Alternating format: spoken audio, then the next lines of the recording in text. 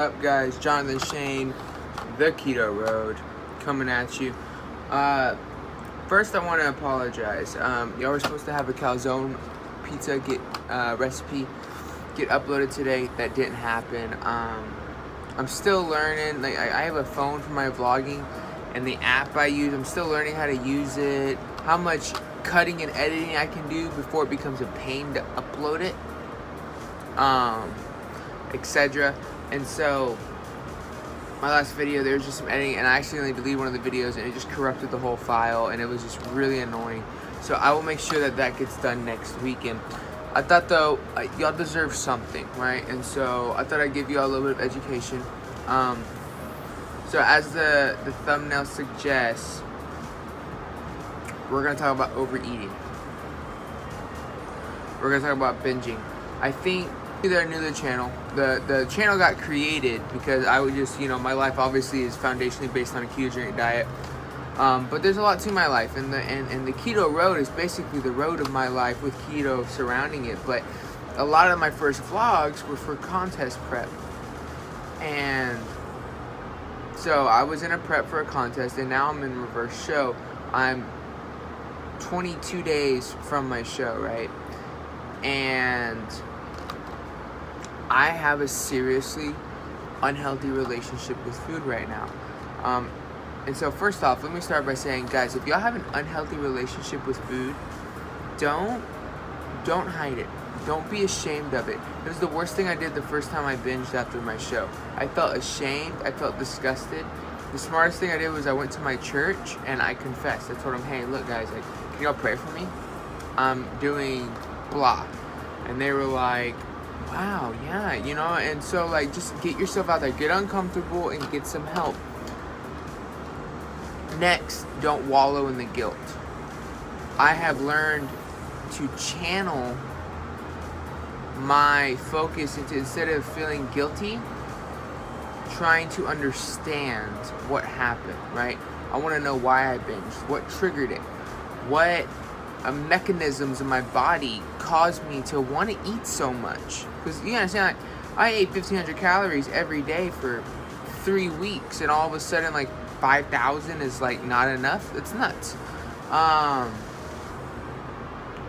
So I think that is really, really, really important, to try and learn to channel the frustration of not understanding what's going on into finding out. So it's so important to be able to not feel ashamed and guilty, because that's just as unhealthy as actually doing the act. So to give you all a little background, right? So my show, and then that following Thursday I binged, and then that next week I binged, and then the next week I binged. So this past Friday I binged, and then I binged yesterday. So a lot. I mean, and don't get me wrong,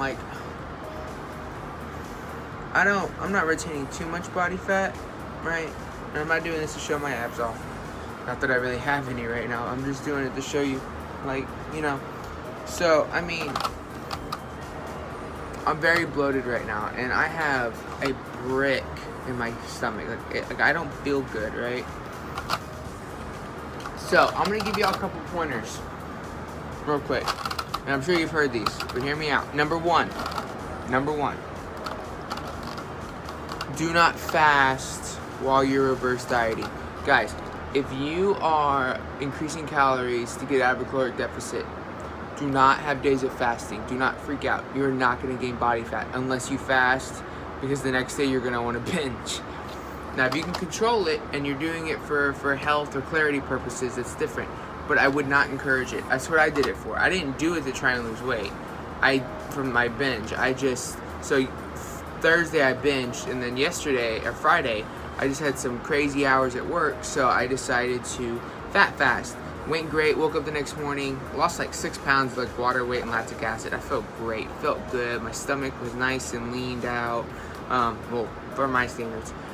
And I binged again yesterday, and I'm not saying that fasting is the main trigger, but it definitely is a component, because my body's already so out of whack. My ghrelin, which is the hormone that tells you to eat, is already so high that when I fast, my body's like, dude, it goes in freak out mode, and like it's gonna try and trick me into eating.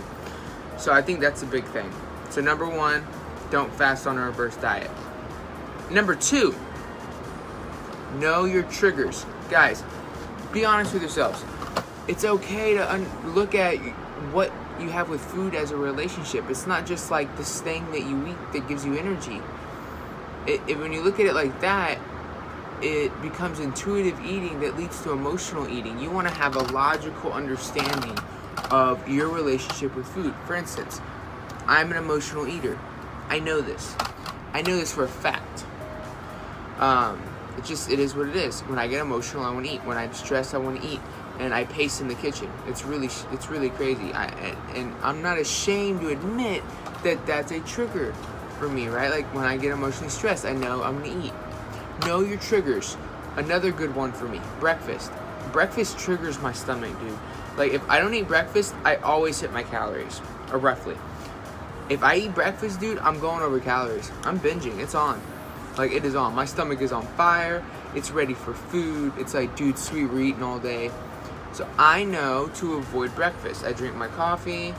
I'm gonna have another coffee because I'm actually, for some reason, even as I'm talking to you guys, my body's like, food, and I'm like, dude, you just ate a brick yesterday. And it's like, I don't care. Bruh. But, so, drink some coffee, drink some sparkling water, and just try to avoid breakfast. That's mine. That's one of my triggers. Another one of my triggers right now, peanut butter. For some reason, when I eat peanut butter, I just want to be obnoxiously fat and gluttonous. Because like yesterday, I ate half a jar, right? I literally put cream cheese, melted it, put it in the jar, stirred it, ate the whole thing. I mean, you're talking easy 100 grams of fat in like 5 bites. It was obnoxious. And so I understand that peanut butter is a trigger for me. So that's number two. Know your triggers, right? Number three. Try to understand your body. Do some studying.